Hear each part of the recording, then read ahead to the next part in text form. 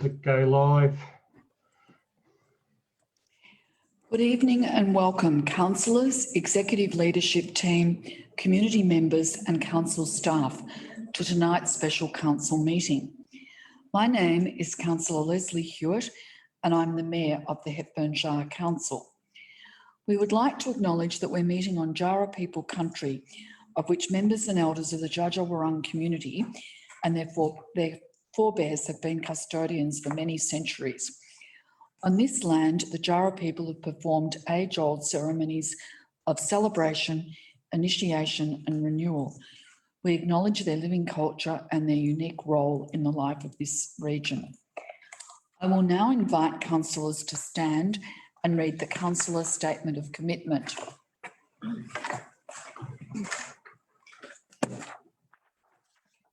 We, the councillors of Hepburn Shire, declare that we will undertake on every occasion to carry out our duties in the best interest of the community, and that our conduct shall maintain the standards of the Code of Good Governance, so that we may faithfully represent and uphold the trust placed in this council by the people of Hepburn Shire. Council continues to be guided by the government directions and wants to do the right thing for the health of our community during the COVID-19 pandemic. So in line with these directives, the public are unable to attend this meeting in person.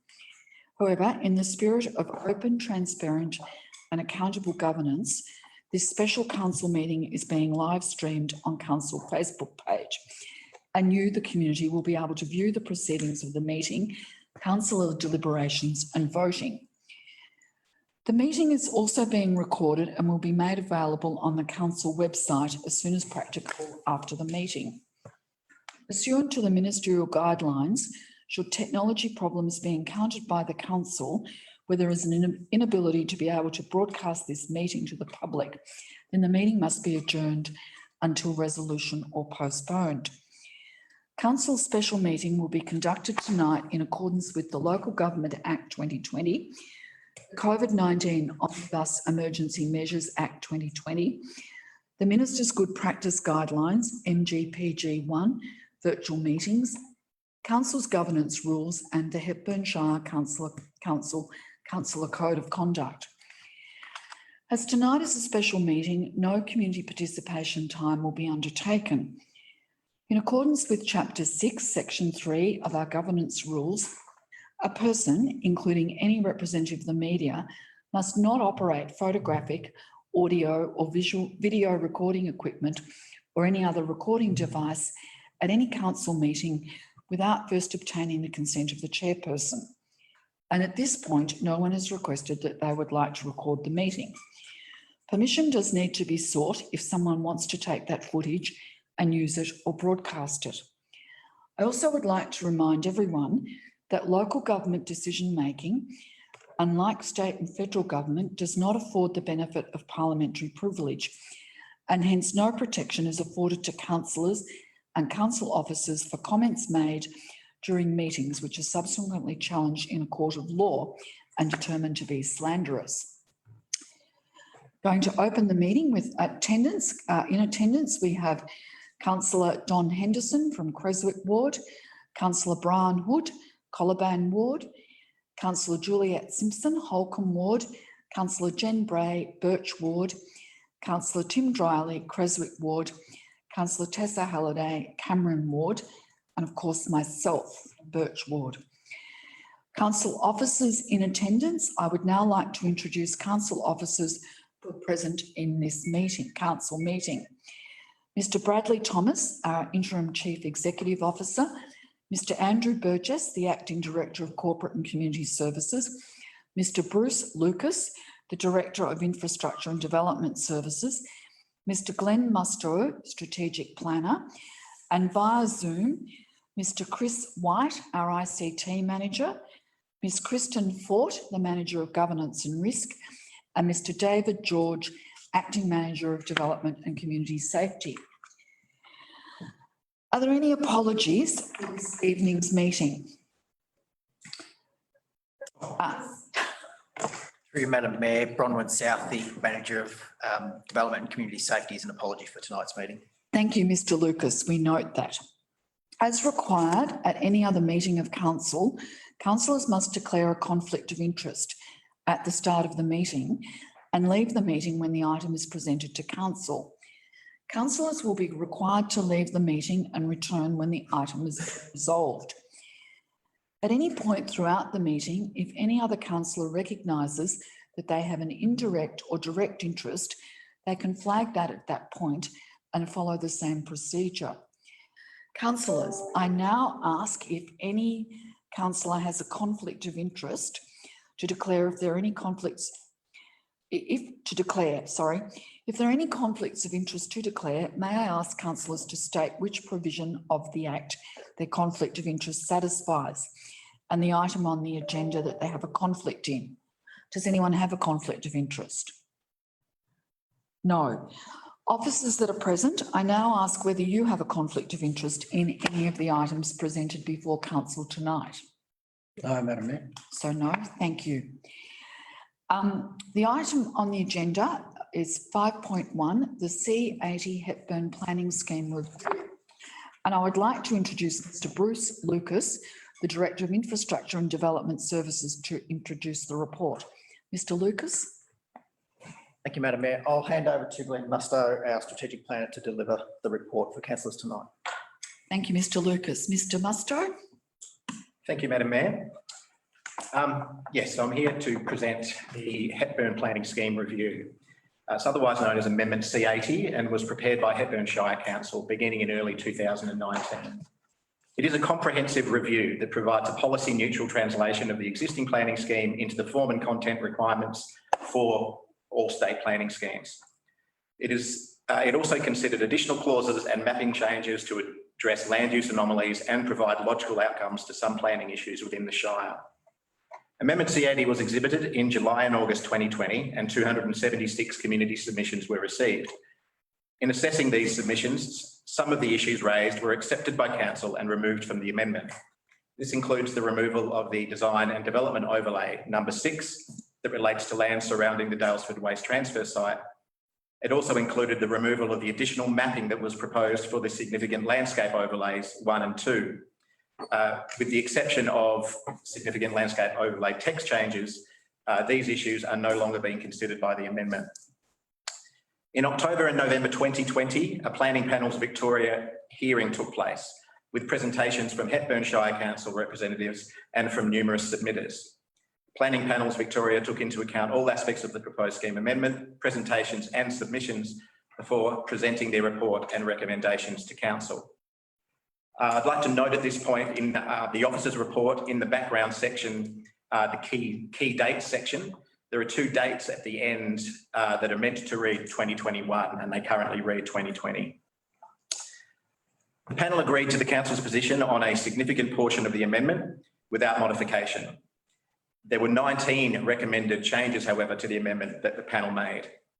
In my officer report, I recommend agreement to the panel's recommendations with respect to many of those recommendations, including the layout of future strategic work, reviewing some aspects of the municipal planning strategy, redefining settlements and areas of bushfire location, fixing up strategic mapping anomalies, rezoning 6 Golf Links Road, Hepburn Springs, correcting the Trentham Water Treatment Plant zoning anomaly, rezoning 217 Ascot Road, Creswick to Rural Living Zone, removing duplication with heritage overlays, and retaining the development plan overlay at Creswick Golf Club Resort. I further suggest a deviation from the panel for a series of recommendations. Some of these recommendations include recommendation number 8, to abandon rezoning land in Clunes, Dalesford, Hepburn Springs and Trentham to the neighbourhood residential zone. The proposed rezoning is justified from the assessment of existing conditions and the proposed settlement strategy and future strategic work will include an assessment of residential demand and neighbourhood character. So if it is established that there is a need for areas of higher densities of development, such as for affordable housing, then the settlement strategy can do this work. And this process will be a robust, well-considered process, and it's considered that the neighbourhood residential zone is a suitable zoning in this area until such time as that extra work is completed.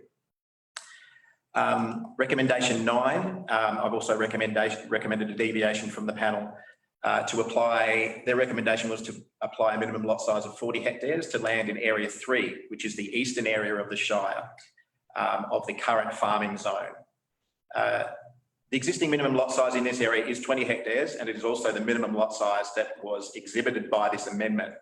The proposal complies with state planning policy in that there are numerous numbers of lots below 20 hectares in this area, and the schedule to the farming zone currently allows for the minimum lot size to be 20 hectares. Future strategic work, including the settlement strategy proposed and the finalisation of the state government's agricultural land review, can determine future minimum lot sizes in this area. But at this moment in time, it's my recommendation for it to remain at 20 hectares. Recommendation 11 is a recommendation that the panel proposed, subject to advice from the EPA on the constraint imposed by a major hazard facility on Station Street, to rezone 6 Victoria Street, Trentham to mixed-use zone and apply an environmental audit overlay. It's my position that a rezoning of land currently zoned industrial to mixed use requires a series of considerations. This includes an assessment of land demand and supply in Trentham, an understanding of the mixed use zone and the potential of its impact on the existing commercial zone in Trentham, an assessment of the environment and contamination issues, consideration of surrounding land uses, consideration of surrounding community and recreation infrastructure, and an assessment of how that can be integrated with this site, and critically a public exhibition process, which has not occurred for this potential rezoning. So because these considerations have not been addressed, and given the panel's requirement for overarching strategic work to be achieved in most other cases, rezoning is not considered appropriate at this time until the settlement strategy and the Trentham structure plan is completed. Another recommendation, recommendation 15, the independent panel recommended that council adopt the exhibited version of Schedule 1 to the significant landscape overlay. The panel's recommendation is generally supported, with the exception of limiting the permit requirement to native vegetation. This is because native vegetation protection is achieved through clause 52.17 of the scheme, the native vegetation protection section. Furthermore, with the new mapping of the SLO1 now being removed, the area of land that's under consideration by this SLO is simply the key volcanic cones in the Shire, and it's considered on balance that protecting all vegetation on these sites is the most appropriate outcome. Future SLO assessments will occur in council's upcoming strategic work alongside community consultation. I need to make a note here at this point too, with respect to recommendation 15, that there is an error in the report in attachment 1, which is the document that will be sent to DELP alongside the proposed ordinance and mapping changes, which is attachment 2. In attachment 1, the council response says that council agrees with the panel. This needs to be changed to read agreed in part, and the opening text needs to change to read that the panel recommendation is accepted except for limiting the requirement to native vegetation. DELP will be made aware of this error to ensure that there is no misunderstanding of the officer's position. To continue on, there are 2 other smaller recommendations that in the officer's report there's a disagreement with panel. One is an administrative one, which is recommendation 18, regarding listing of property addresses in commercial areas that don't meet strip centre requirements. And the other is recommendation 19, which is a recommendation of consultation with the Country Fire Association. The position here is that there was a submission of support from the CFA and they were happy with their referral status. There is an agreement, however, to add bushfire management overlays to the strategic plans for each town, which has occurred in the mapping for this scheme review. So once council makes a determination on amendment C80, council officers will liaise with DELP with respect to finalising the planning scheme and presenting it to the Minister for determination. A community consultation session or sessions are proposed to communicate with the public about the outcomes of the scheme amendment and critically the suite of upcoming strategic planning work that is required to be achieved. In the context of all that I've said, I confirm that the officer's recommendation includes the proposed motion. That Council 1 approves the response to the independent panel's recommendations for the amendment C80 as outlined in attachment 1. 2, adopts planning scheme amendment C80 as exhibited with changes outlined in attachment 2. 3, submits the adopted amendment to the Minister for Planning for approval. And 4, arranges a community information and consultation session to explain the outcomes of amendment C80 and the Shire's upcoming strategic planning work program. Thank you, Madam Mayor. And are there any questions? Thank you, Mr Musto, for your comprehensive report. Do councillors have any questions? Councillor Hood. Thank you, Madam Mayor. Thanks for your report, Mr Musto. My first question is on a matter that's held of great importance in the community, particularly in Trentham and Colaban Ward. You referred to minimum lot sizes before, but that was on farming zone land. My question is about how and when will minimum lot sizes in residential areas, such as Trentham, be addressed? Thank you, Councillor Hood. Yes, it's an interesting issue. In the absence of a structure plan and specific zone schedules, there is no specific minimum lot size recognised in the residential zones in the system, except for in the farming zone and some of the farming related zones as well. So for council to impose a minimum lot size, we will need to undertake a set of strategic work. This begins with the settlement strategy and understanding the settlement boundary, particularly in towns like Trentham and some of the constraints. And it's understanding the development needs of the community and what are the character needs for the community in terms of understanding what the minimum lot sizes should be and where they should occur. This is better done through the structure planning process for a town like Trentham and for all the towns, to be honest, where there's a neighbourhood residential zone proposed and other residential zones existing. From a practical sense going forward, once the Minister endorses the planning scheme review and we have this scheme in place, then we will be able to commence that strategic planning work. And it will be critical that that neighbourhood character study and the work that is done in terms of how that, what the community needs to be fed into that neighbourhood character schedule, into the scheme. And so the structure plan begins the work, and then a scheme amendment to then incorporate those outcomes into the planning scheme is what's needed to then formally require minimum lot sizes. Thank you, Mr Musto. Councillor Hood, do you have any? I do have another question. Thank you, Madam Mayor. Mr Musto, regarding recommendation 11, you referred earlier to that and the potential rezoning of land at 6 Victoria Street, Trentham. Am I correct in my understanding that further or future subdivision of that land will only be possible once there is the contamination issue, the potential contamination issue addressed, and the appropriate community consultation? And related to 6 Victoria Street, can you enlighten me on the difference in regulation covering that land and covering land adjacent or nearby, known as the Golf Links Estate, where that was recently granted a development permit with respect to the hazard issue? No problem. Thank you, Councillor Hood. Okay, so I'll answer the first part of the question. With respect to contamination, there are two issues at play. So you have the subject site itself, which was once a foundry, and there are contamination issues that have not yet been remediated on that site. That issue is the reason why an environmental audit overlay was recommended, and that is agreed that an environmental audit overlay would be a good outcome on that property. That remediation needs to occur before development can occur, 100%. There is a secondary environmental contamination issue that needs to be considered, and that is the major hazard facility that exists on Station Road.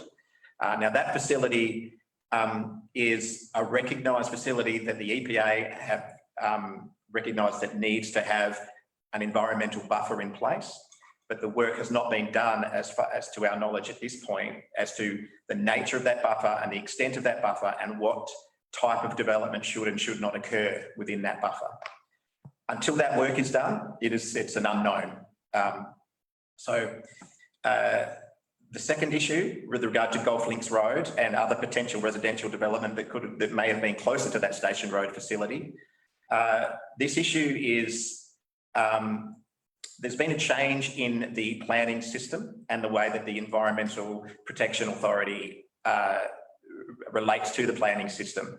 So the state planning policy and a planning practice note 91 is in place, which requires us to assess environmental hazards and buffers in the planning system. When Golf Links Road and other residential activity occurred, that wasn't in place. And so the buffers weren't allowable they weren't implementable within the planning system. Now that that is in place, and now that that's a state government directive, we are required to follow those requirements, and we need to ensure that that contamination work is completed satisfactorily before any decisions are made, not only on this site, but any sites that are within this potential buffer zone. Do you have any further questions? Do any other councillors? Councillor Bray. Thank you, Madam Mayor. And thank you, Glenn, for your report. I just have a couple of questions of clarification. You mentioned that regarding recommendation 9 to do with the minimum lot sizes to farmland in area 3, and your recommendation is to keep them at 20 hectares minimum lot size at the moment. You mentioned that the state government land review may bring in some changes to that, which may end up heading towards a 40 hectare minimum lot size anyway. Do we have an idea of the time frame of that land review? It's a draft document at the moment. It's gone out for public submission, and the final document is expected sometime this year, but no final dates. DELP is the State Department that are heavily involved in this. So, yeah, the outcomes of that, there's a few more steps to go. So the outcomes of that review could potentially lead to a recognition that there should be minimum lot sizes in the farming zone statewide that are higher, but particularly within the agricultural hinterland belt for Melbourne CBD, which is a 100-kilometre belt, which is what this area falls within. However, you know, if that does happen, which we can only respond to once we've seen those recommendations, then the state government will be involved in preparing scheme amendments to recognise that minimum lot sizes in schemes that do not have that minimum lot size. So there will be a scheme amendment process that would then need to occur involving public exhibition. It's likely that that will be a state government-led process if it is their recommendation that it's a 40 hectare minimum. So we're not sure when?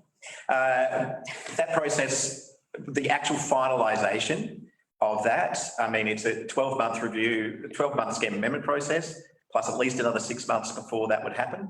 So the minimum is 18 months to 2 years, but it's there's too many variables to know exactly what will happen. Thank you, Mr Musto. Any further questions? I do. Councillor Bray. Thank you, Madam Mayor. I'm just referring to recommendation 15, the significant landscape overlay 1 and, well, it's 1. Look, there's been a bit of confusion about this particular point. Initially, Council agreed to drop SLO 1 and 2 from the amendment. The panel has recommended putting back the exhibited schedule wording, but the mapping hasn't changed, I believe. So I was just a bit confused. I just wondered if you could clarify what's changed and what hasn't changed, and there's the vegetation thing there. Maybe if you could just clarify that, please. Yes, of course, Councillor Bray.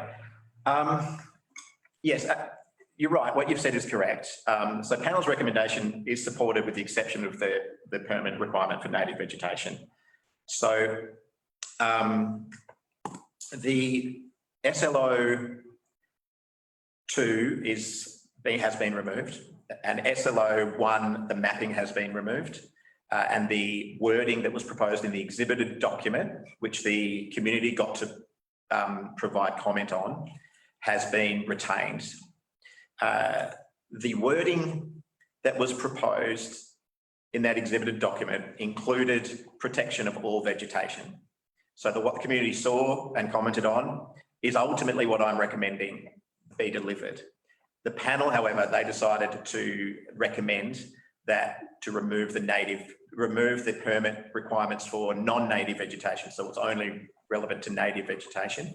And on the balance of various factors that I mentioned before in my opening speech, that it was considered appropriate, given the fact that you have the areas of the SLO are the volcanic cones, very, very small areas in comparison to what the original mapping was. And also the native veg protection already exists. So it's almost a double down. It's almost pointless having it at all, to be honest, if it's only going to be native veg. So in that context, however, there's another piece of work that needs to be done. So there is a bubbling issue with these SLOs. So the significant landscape overlays are required at a far greater level than they are being delivered by this scheme review now. And some strategic work needs to happen.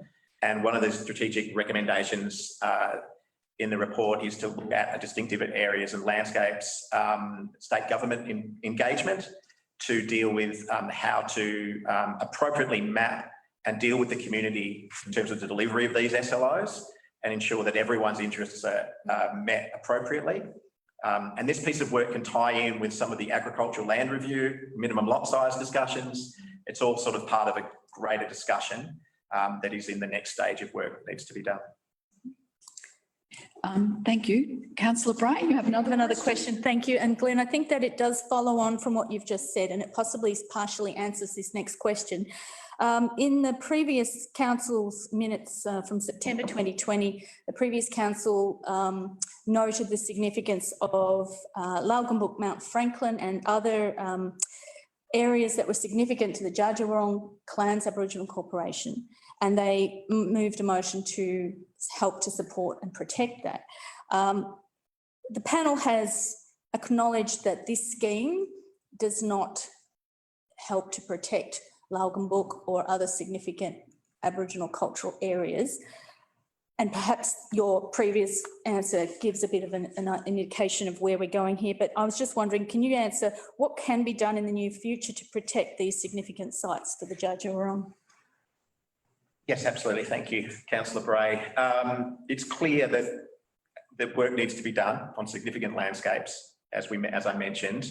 And it's also very clear that Lalgambuk is one of, if not the most significant landscape within the Shire. So it has the work that needs to be done in two stages. And firstly, through a Shire-wide Indigenous Heritage Plan.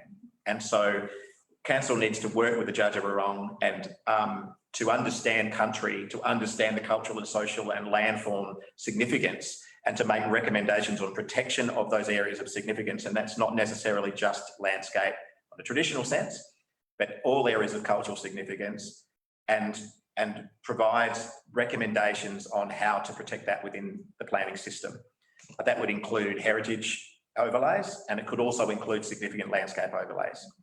So that's stage one of the work, but happening concurrently is a comprehensive assessment of our significant landscapes in the Shire, which is what I spoke to before. So that work, potentially with the state government as well, will be able to assist in achieving the outcome of understanding where those values are on not just a Eurocentric perspective, but from an Indigenous perspective, and combining that to ensure that we are mapping the areas appropriately where the value is most important and protecting those areas. And it is an issue. It's clearly an issue that the community has concern about in terms of some forms of development occurring on Lalgambuk. It's unfortunate in that land is farming zoned and it's privately owned, and that is, you know, the unfortunate situation that's led us here now. So the critical key now is to get this work started and get it moving, and then we can have an influence through the planning scheme. Thank you, Mr. Musto. Are there any further questions? Councillor Bray? Thank you, Madam Mayor. Thank you again. According to the according to the review, the council agreed to drop the design development overlay 6, which was a buffer around the Dalesford Waste Management Facility. That was removed from the scheme amendment. There's been some confusion, perhaps with some wording in the scheme. Does this new scheme, in its current form, enforce a buffer around the Dalesford transfer station at this point? Thank you, Councillor Bray. No. Thank you. No, just to elaborate more, the very simple answer is no. The scheme review does not enforce a buffer around Dalesford transfer station. It was proposed, it was removed, and it won't be coming back. That is a guarantee. But what I also need to say is that future environmental and contamination assessment is required at that site, as well as other sites around Hepburn Shire. And as part, those Shire-wide environmental assessments will determine appropriate buffers around existing tip sites particularly, and other sites like the Major Hassan facility in Trentham that I referred to earlier. So that work does need to be done, and that will be done as part of the settlement strategy coming up.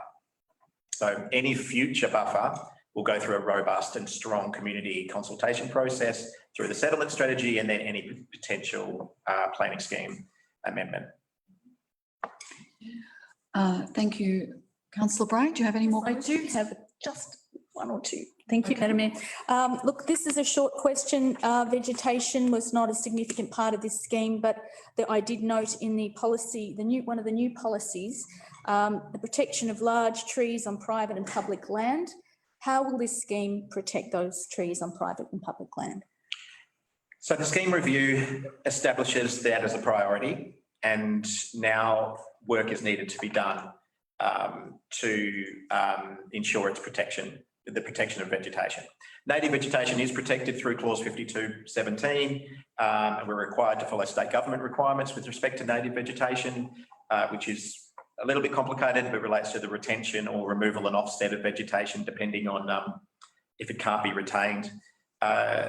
So that's a statewide requirement, and that will be remaining as proposed in the scheme and as shown in the scheme at the moment.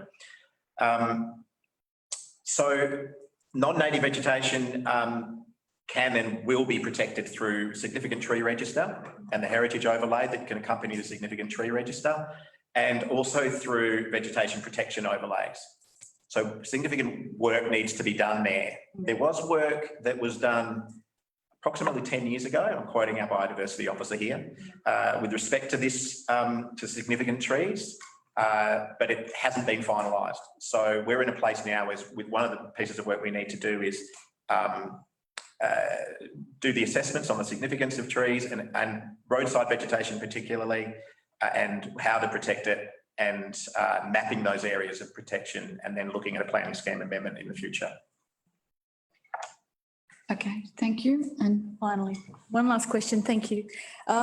This is in relation to mineral springs. Our mineral springs are a vital environment asset relating to tourism and our economy, and yet they didn't feature much in this scheme review. However, I'm just wondering, what action can this council take to protect our mineral springs and strengthen our environmental significance overlay too? Thank you, Councillor Bray. Well, the scheme review does propose a change to Schedule 2, Clause 42.01 of ESO 2 to protect the mineral springs. It basically changes the objective, and the objective states to protect the mineral springs, their aquifers and their environs, private domestic bores and water bores that provide towns water supply from the impacts of effluent and drainage. But you were right, that's all that it does. It sets the objective, but in the long term, the protection of the mineral springs is not present currently in the list of ongoing strategic work. This is a difficult issue, however, because it's not strictly a planning piece of work, so it's a difficult one. The state's involvement in mineral springs as well has diminished in recent years, as you may be aware, and hence the onus is probably on council now to figure out how to undertake this work and or to advocate for wider support to deliver this work. Obviously, the mineral springs are an environmental, geological and cultural marvel, and not to mention a provider of significant economic contribution to the Hepburn Shire, and they're vitally important. But that work is not simply confined to land use planning. So it requires geotechnical experts to require and determine the nature and flow of some of the aquifers, which we still don't actually know where they come from and where they flow and how they flow right now. So it's significant work that's needed. And in order to ensure their ongoing protection, that work does need to get done. But it's a large piece of work that's required and requires significant expertise that would be needed probably outside of the expertise realm of this organisation at the moment. Thank you, Councillor Bray and Mr Musto. Are there any further questions? I've got a number myself. Okay, Councillor Henderson. Yes, Madam Mayor. Mr Musto, we're talking about significant trees, and one of the concerns is the trees that are on boundaries. And many of these trees, people are very concerned that they won't be able to cut out pine trees and so on their boundaries. A lot of those trees are crowned out and are dying.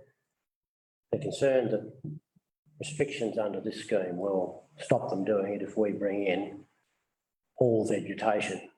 So can you allay some of the fears? Some of these are in BAL areas where they've got a right, as a right to clear them, but there are other concerns. And if we say all vegetation, there's an argument about willows, of course. They're not native, but some people say they should go, others say they should stay. What will we be able to do? What will we be able to do that at a future time without interfering with this, the adoption of this plan, strategic plan? Thank you, Councillor Henderson. There's two sides to that, I think, or 2 points to make in response to that. Firstly, the protection of all vegetation only exists now through native vegetation policy, through the SLO, which is only the volcanic cones, only a very small area, and through the existing overlays, heritage overlays or vegetation protection overlays that exist. So there's been no change to those at this stage. So if there's nothing there now, then it's not, then that vegetation is, if it's non-native vegetation, it's there's no control there.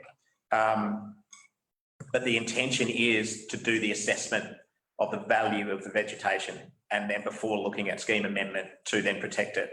So, for example, in the situation you spoke of with the pine trees, if the value is not considered significant by the biodiversity officers, then it would be unjustifiable to put a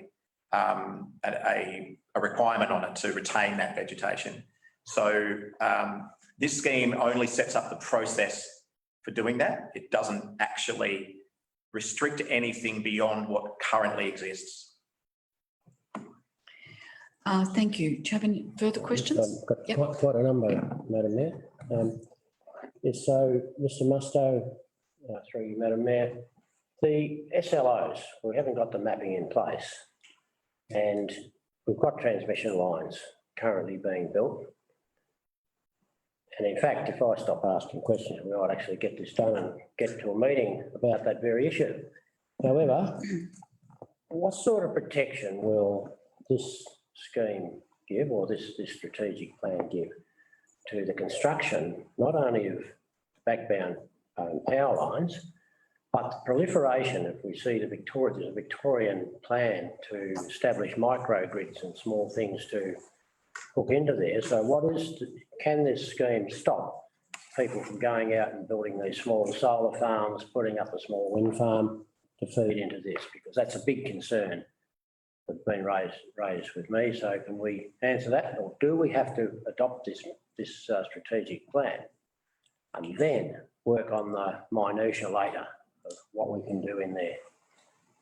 Yes, the scheme, thank you, Councillor Henderson. The scheme review makes a comment with respect to infrastructure and with respect to the transmission lines and proposing a sensitive or supporting sensitive location of those transmission lines. There is not a lot of scope outside of that within this scheme review at the moment. the state and federal government are certainly in control of the outcomes in this respect and are dealing with the delivery of this project and with the community directly on this project. So there is limited scope for the scheme review to control it from a land use planning perspective. However, your points are very valid. I think that the issue is not just a singular issue as to with respect to the transmission lines and the potential microgrids, but it's related to ongoing planning permit applications with respect to potential facilities, whether it's wind or solar or other forms of alternative power. So I think that the SLO is losing the SLO mapping is a concern in that context, is that the ability to sort of influence that and ensure that areas of considerable landscape amenity are preserved, that needs to be addressed now in the next suite of work. And so in doing the SLO and the distinctive area landscape studies, I think it's vitally important that we include an understanding of an assessment of where to appropriately locate alternative power and how to work with state and federal government with respect to not minimising or mitigating the impacts of this type of activity. Thank you. Thank you. You got any more? I could have, but I won't. Thank you, Madam Mayor. Mr. Councillor Henderson and Mr. Musto. Are there any other questions of Mr. Musto? Councillor Dryling. Mr. Musto, look, I'd first like to commend some of the sustainable initiatives in this document around sustainable development design and circular economies. And I'm just wondering, and also renewable energies, and placing the importance on those in the context of climate change and sustainable living in our shire, which a lot of people place importance on, I believe. And I'm wondering, to what extent does this document align well with some of the really progressive developments coming through the state legislation, and will we need to actually be working on this strategically as well to better align that with the information that's coming down the line? Thank you, Councillor Dryling. We're actually ahead of the game on this, which is good, with our sustainability objectives and what's been proposed in the scheme. Interestingly, and anecdotally, I've got an email to reply to with respect to a community of councils that are looking to put together a series of sustainability objectives into their scheme that basically match what we've already got. So we're ahead of the game. That doesn't mean we need to just drop the ball at all, but we're now in that position where we can look at environmentally sustainable development outcomes within our planning permit applications. Depending on the circumstances, and that those objectives in place means those considerations can occur. But the environmental, the ESD space is still a moving feast. So there will be changes, and there will be what's implemented in the scheme at the moment is objective based and strategically based. But we need to look at doing changes into the actual deliverable outcomes when it comes to development and subdivision applications and how they can actually be influenced. And some of those inputs and some of those outcomes are being worked on now at the state government level, and Hepburn Shire Council is involved and is keen to sort of iterate its want to be a leader in the sustainability space. And so the outcomes of that stage of the ESD process will lead to a scheme amendment to the planning scheme at some point, probably in the next 18 months, that will bring those more direct objectives into planning permit decisions. Thank you. Thank you, Mr. Musto. Councillor, you have another question? Good. Through you, Madam Mayor. Mr. Musto, I note that there's been quite an emphasis on retaining existing farming land and discouraging the land fragmentation, which is obviously important given the emphasis we have on prime agricultural land and farming in our shire. I'm also wondering about how that we are to encourage small lot agricultural and hobby farms to locate in the rural living zone. I'm just wondering how that is going to work practically, if that's going to be enough for us, if again, we're going to have to work on this strategically down the track. Yeah, there's a few options there. It is strategic work. At the moment, the rural living zone is the appropriate zone for those types of activities. There's a significant amount of land that is rural living zone, and some of that land may or may not be deliverable at the moment due to probably the market. But the land is zoned and is appropriately zoned at the moment. And for those types of boutique agricultural activities, that's an appropriate appropriate lot size and land use potentially. However, is it the most appropriate location? Do we have an issue between where the land is zoned and where the land is, potentially suitable, perhaps? And that sort of work needs to be done as part of our settlement strategy and rural land use assessment. And also looking at alternative zoning potential as well, depending on the type of activities that we need. So there's potential for future zones such as the rural activity zone, which is a zone where sort of more potentially industrial types of uses can occur within smaller lots that are remote from residential settlements. So there's potential options there.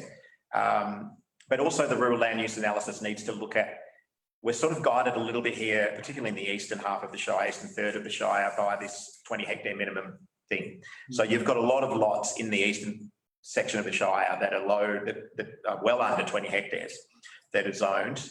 And so if the state government makes a determination on a 40 hectare minimum, and then that means that any existing or any future subdivision can't occur, then that means we need to look at another zoning or an appropriate rural strategy to deliver suitable outcomes for hobby farms and for boutique agribusinesses and things like that. Thank you. Are there any further questions of Mr. Musto? No, then we have the officer's recommendation, which I'll read out again, that Council 1 approve the response to the independent panel's recommendations, Amendment C80 as outlined in Attachment 1. 2, adopts the planning scheme amendment C80 HEP as exhibited with changes outlined in Attachment 2. Submits the adopted amendment to the Minister for Planning for approval. And 4, arranges a community information and consultation session to explain the outcomes of Amendment C80 Hep B and the Shire's upcoming strategic planning work program.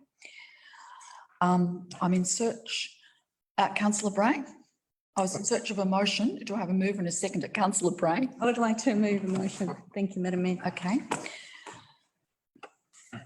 Thank you, Madam Mayor. I'd like to move that Council 1 approves the response to the independent panel's recommendations for Amendment C80 Hep B as outlined in Attachment 1, with the wording change to Recommendation 15 that Council accept the independent panel's recommendation but not limit the requirement to permit to native vegetation.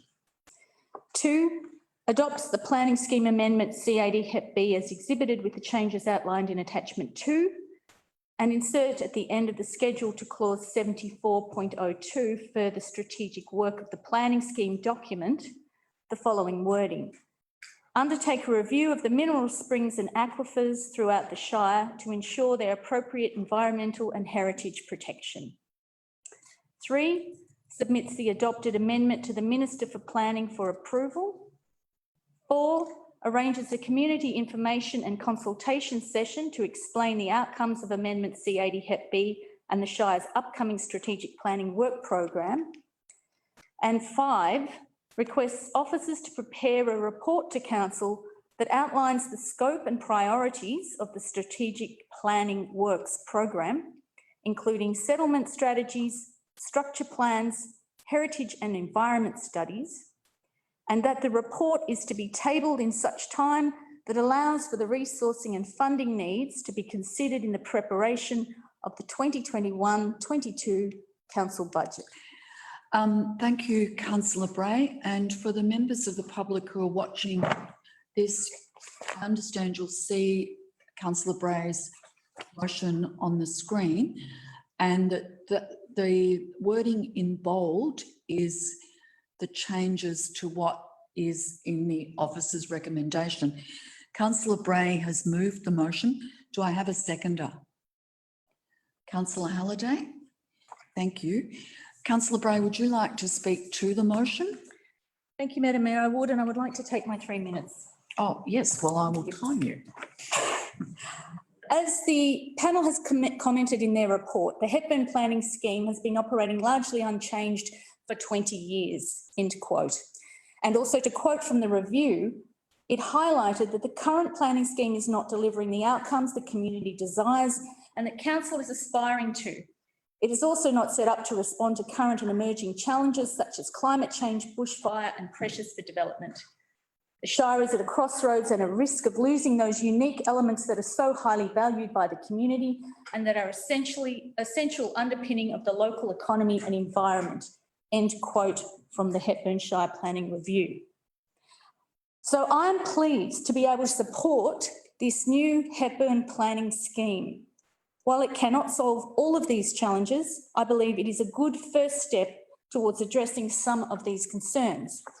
In this scheme, we will have new policies on Aboriginal cultural heritage, affordable housing, environmental sustainable development, protection of agricultural land, protection for catchment, mineral springs and fresh water, native vegetation and habitat protection. These are just a few of the new policies that show the overarching values of our new Hepburn Planning Scheme. There has been some concern from the community that there was not appropriate level of community consultation for such an important document with such far-reaching impact on our Shire. And though the panel believed engagement to be sufficient with 276 submissions, on closer inspection we realised that 205 of these were driven by community activism and frustration over two particular items, DDO6 buffer at the Dalesford Tip and significant landscape overlay over the Western farmlands. So that leaves 71 submissions from the general public, which were generated by council's own engagement practice. This actually does fall short of our new community engagement policy guidelines for the level of engagement required on a significant project such as the Hepburn Planning Scheme. So it will be up to this new council to embrace what we've learned from this review and to do a better job of genuinely and thoroughly engaging with the community on the next stage of the process. And our new community engagement policy will guide this. It was clear from the panel's report that there is much more work to be done for this scheme to be truly effective.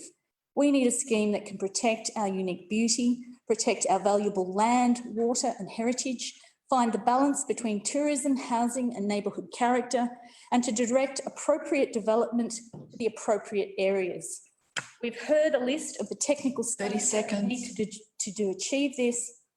And so I support the need to get started on this strategic work as soon as possible and for providing the necessary funds in the next budget to make this work a priority. Thank you, councillor Bray. Councillor Halliday, do you want to speak? Yes, please, Madam Mayor.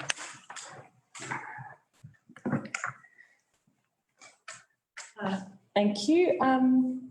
Firstly, I wanted to say that I'm not completely happy with the council report as tabled.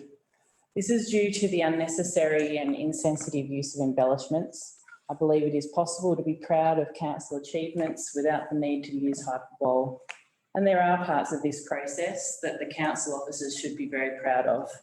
A lot of hard work has gone into these documents. I would like to acknowledge that the planning scheme amendment consultation process was not sufficient. Were the process completed now, it would not comply with our new community engagement strategy.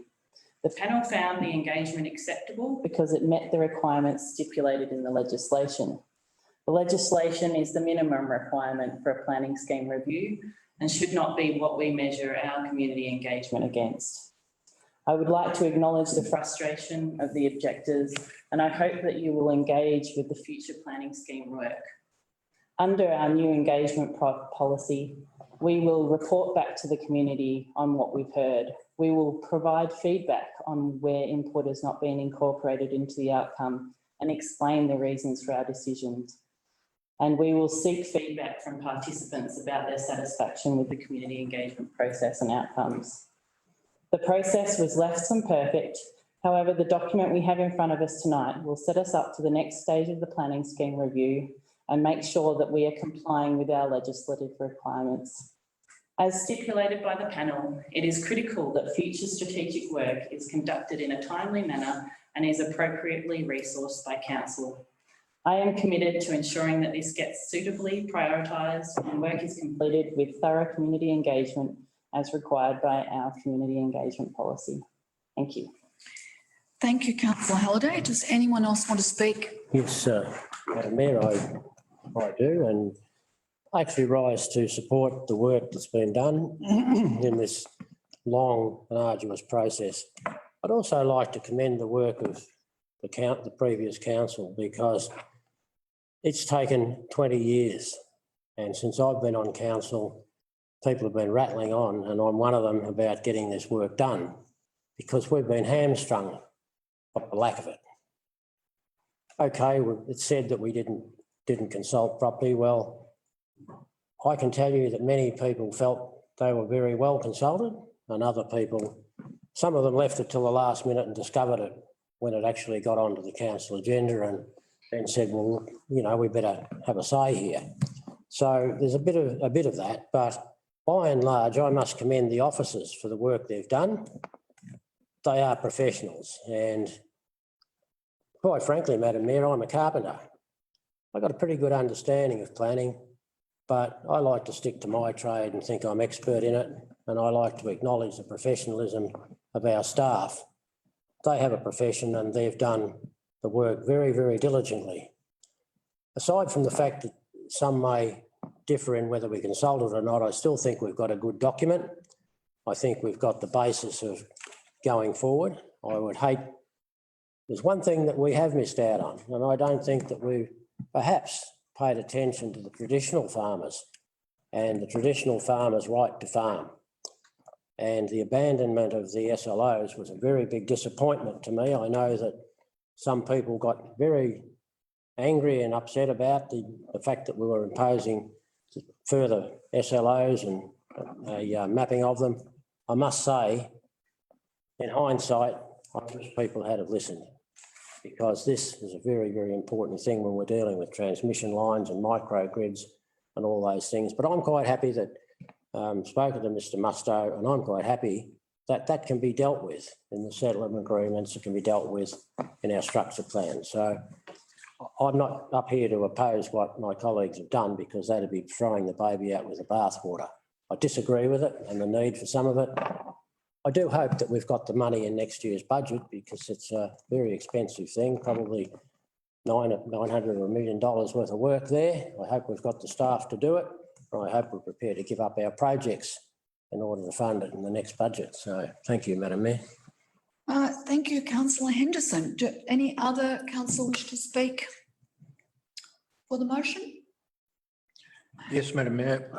I'll speak for the motion. And like my colleague, councillor Henderson, I'll commend the officers on the extensive piece of work that has been done to date. And I do note from some of the explanations tonight and other work that there is a significant amount of work yet to be done. And I look forward to council embracing that. So while I'm in agreement with the officers' recommendations and also with the additional recommendations that have been put in the motion and speak for it, I do not concur with some of the other comments made tonight by my colleagues. Thank you, councillor Hood. Is there any other councillor who wishes to speak to the motion? Councillor Dryelly. Through you, Madam Mayor.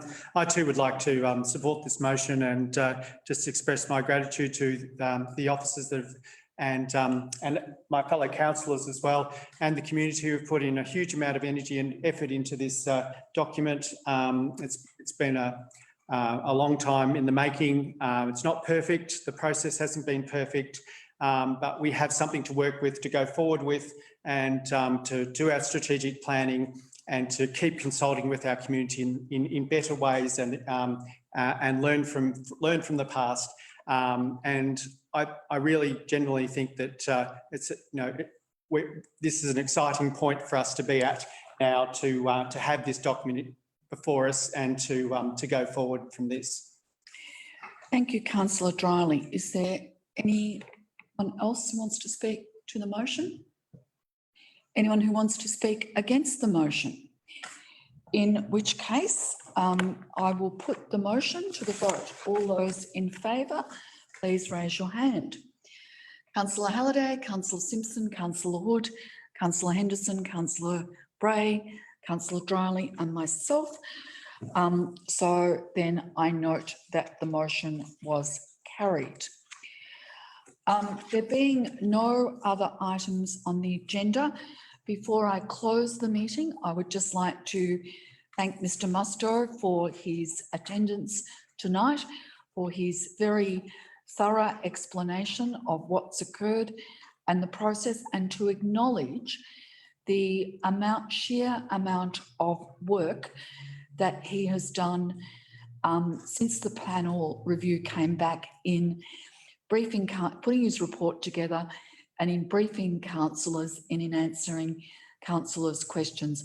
I'm sure that at times they've been onerous and relentless, and I do thank him on behalf of council, on my fellow councillors for that work, and acknowledge that.